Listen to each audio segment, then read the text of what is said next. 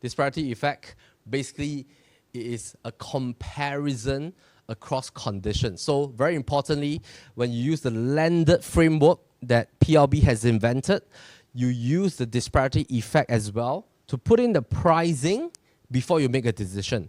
So for example, this particular enclave, you see 4 different landeds, or maybe you see a particular landed and you want to know if this price makes sense. You need to compare across the category 1 in the same enclave. How much are their asking prices? Category 2 and the brand new developers. And then you see whether the price that this seller is asking for, does it make sense for you to make an offer? So that's what we call disparity effect conditions. And let me give you an example.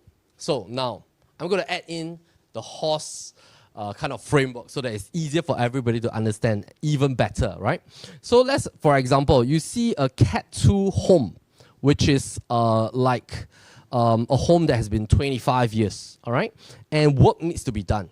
A and A needs to be done, all right? Because it has been 25 years, first owner condition, only 3 bedrooms, not enough build up. And then you see on the same street, another home for sale is a Cat 3 home, and this home is renovated, all right? Of course, this is like a visual image, but let's imagine this Cat 3 is not brand new, about 10 years old.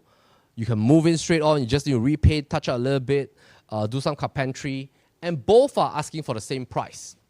However, this land plot has good DNA. Why? Maybe in terms of facing, it's fantastic, north-south direction, quiet, but this has poorer inherent characteristics. Maybe it's facing a noisy street.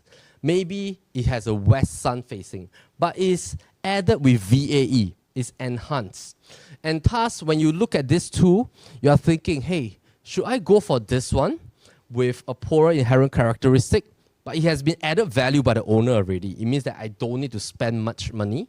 But this one, maybe I need to spend $1 million to A&A, and it will bring my total cost to $9 million. But I'm going to have like a stellar horse, a horse with good DNA that's being enhanced with value. So which one should I choose?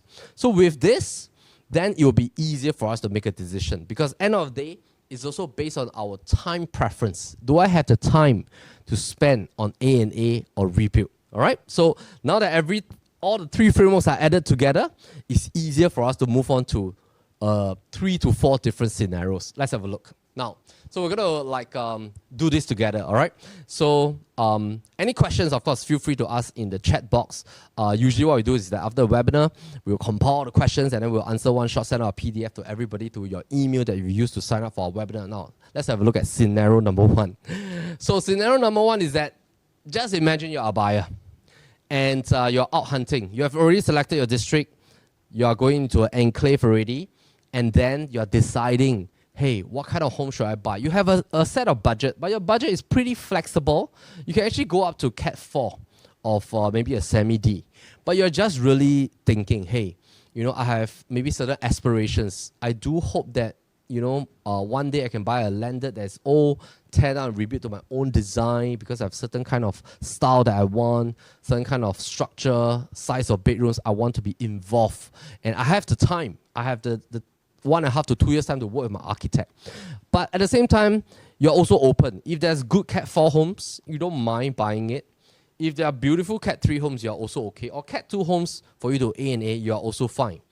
And then what should be the level of homework that you should do? Basically, the first step is add in the asking price first of the units that are in the enclave that you're selecting. So after you add in the asking prices, you realize that there are 4 landed homes that you're all okay to consider.